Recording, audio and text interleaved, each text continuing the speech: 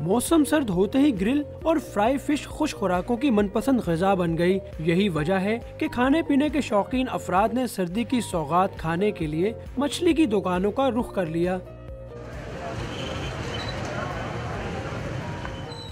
मसालों में डूबने और कोयले में पकने के बाद न सिर्फ ग्रिल फिश का जायका लाजवाब हो जाता है, बल्कि सरसों के तेल में फ्राई होने वाली मछली की भी काफी मांग है। अभी सीज़न शुरू है मछली का, तो मछली भी इनकी अच्छी होती है, फ्राई अच्छी होती है, इतनी ज़्यादा वो मसालेदार नहीं होती कि मैदे वगैरह को या किसी चीज़ को डिस्टर्ब करें। फिश का जो टेस्ट है वो कुछ अलग ही है, और यहाँ पे हम अक्सर लोग आते हैं, दोस्त भी आते हैं, फैमिली के साथ भी आते हैं।